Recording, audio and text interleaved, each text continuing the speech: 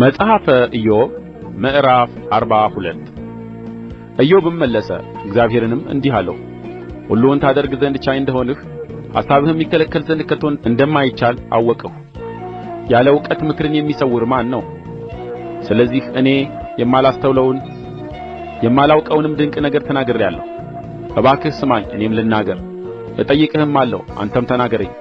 መስማትንስ በጆሮዬ በመስማት ሰምቼ ነበር፣ አሁን ግን ዓይኔ አየችህ። ስለዚህ ራሴን እንቃለሁ፣ በአፈርና በአመድ ላይ ተቀምጬ እጸጸታለሁ። እግዚአብሔርም ይህን ቃል ለኢዮብ ከተናገረ በኋላ እግዚአብሔር ቴማናዊውን ኤልፋዝን እንደ ባሪያዬ እንደ ኢዮብ ቅንን ነገር ስለ እኔ አልተናገራችሁምና ቍጣዬ በአንተና በሁለቱ ባልንጀሮችህ ላይ ነድዶአል። አሁን እንግዲህ 7 ወይፈኖችና 7 አውራ በጎች ይዛችሁ ወደ ባሪያዬ ወደ ኢዮብ ዘንድ ሂዱ። የሚቃጠልንም መሥዋዕት ስለ ራሳችሁ አሳርጉ። ባሪያዬም ኢዮብ ስለ እናንተ ይጸልያል። እኔም እንደ ስንፍናችሁ እንዳላደርግባችሁ ፊቱን እቀበላለሁ። እንደ ባሪያዬ እንደ ኢዮብ ቅን ነገር ስለ እኔ አልተናገራችሁምና። ቴማናዊውም ኤልፋዝ፣ ሹሐዊውም በልዳዶስ፣ ናዕማታዊውም ሶፋር ሄደው እግዚአብሔር እንዳዘዛቸው አደረጉ። እግዚአብሔርም የኢዮብን ፊት ተቀበለ። ኢዮብም ስለ ወዳጆቹ በጸለየ ጊዜ እግዚአብሔር ምርኮውን መለሰለት። እግዚአብሔርም ቀድሞ በነበረው ፋንታ 2 እጥፍ አድርጎ ለኢዮብ ሰጠው። ወንድሞቹና እህቶቹ ቀድሞም ያውቁት የነበሩት ሁሉ ወደ እርሱ መጡ።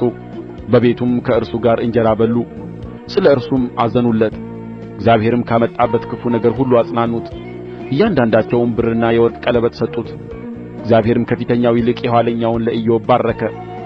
14,000 በጎች፣ 6,000 ግመሎች፣ 1,000 ጥማድ በሬዎች፣ 1,000 እንስት አህዮች ነበሩት። ደግሞም 7 ወንዶችና 3 ሴቶች ልጆች ሆኑለት። የመጀመሪያይቱንም ስም ይሚማ፣ የሁለተኛይቱንም ስም ቃስያ፣ የሦስተኛይቱንም ስም አማልቶያስ ቂራስ ብሎ ሰየማቸው። እንደ ኢዮብ ሴቶች ልጆች ያሉ የተዋቡ ሴቶች በአገሩ ሁሉ አልተገኙም። አባታቸውም ከወንድሞቻቸው ጋር ርስት ሰጣቸው። ከዚህም በኋላ ኢዮብ 140 ዓመት ኖረ። ልጆቹንና የልጅ ልጆቹንም እስከ 4 ትውልድ ድረስ አየ። ኢዮብም ሸምግሎ ዕድሜም ጠግቦ ሞተ።